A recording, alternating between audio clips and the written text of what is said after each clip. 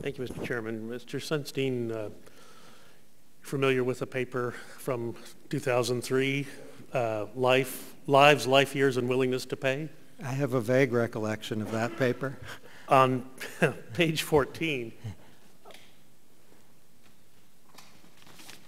of the paper, and this is quoting from the paper, under the life years approach, older people are treated worse for one reason.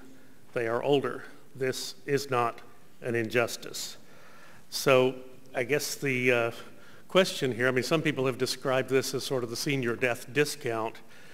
Your office that oversees regulation, will you be doing an analysis of the upcoming Health and Human Services rule for the Independent Payment Advisory Board in light of this philosophy?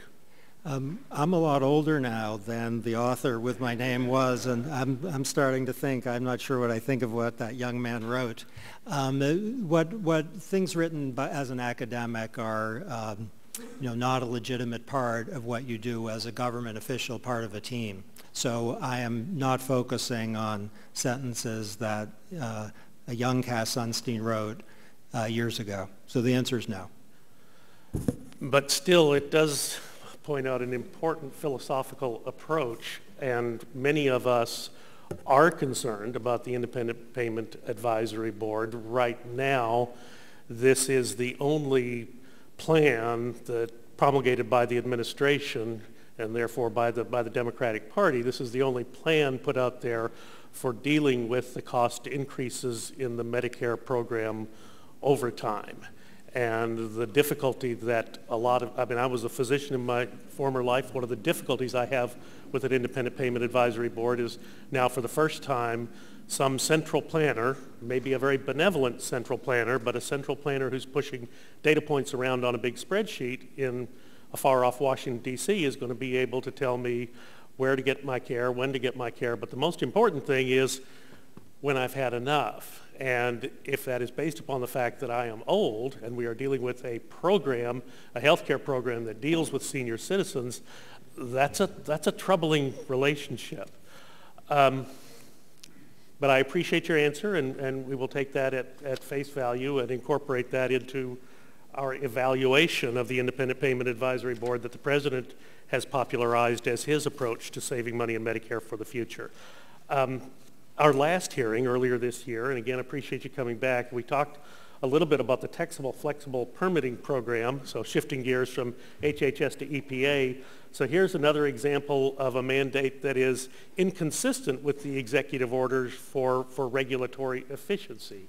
The EPA's proposed their federal implementation plan for greenhouse gases that would affect the state of Texas, and to my read, probably exclusively the state of Texas, but a federal implementation plan that is going to be implemented because Texas did not meet the requirements under a state implementation plan, and so the EPA said it was necessary to step in. But here's the problem. This is a Wall Street Journal editorial, EPA's war on Texas from, I think it was from earlier this year, probably right before you came and testified to us before, that this was a result of an error that escaped the EPA's notice for 18 years, that the Texas plan did not address all pollutants newly subject to regulation, among them greenhouse gases. So somehow regulators in Texas 18 years ago weren't able to intuit congressional intent or the intent of the courts 18 years in the future, and as a consequence now,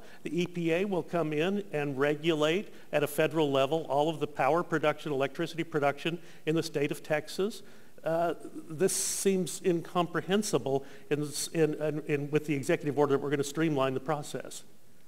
I appreciate the question, and you're exactly right. The executive order is designed to reduce costs of all rules, including rules that involve greenhouse gases. That's something we are very focused on.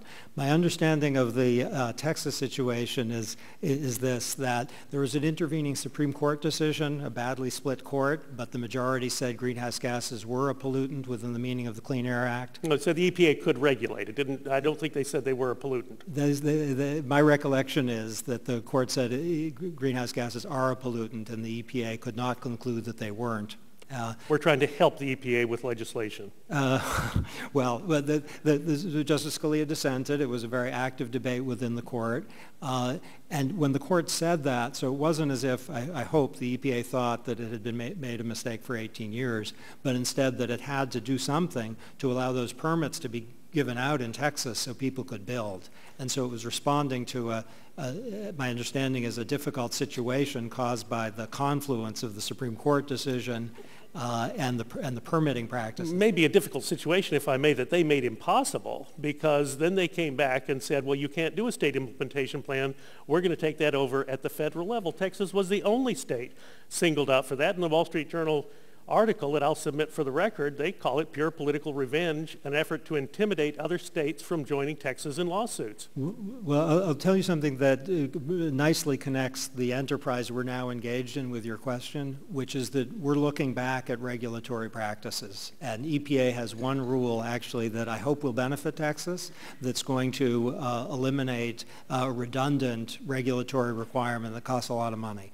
And it's completely fair game to raise that question. And Mr. Chairman, I would like to submit this for the record. By unanimous consent, so ordered. No, I'd like to.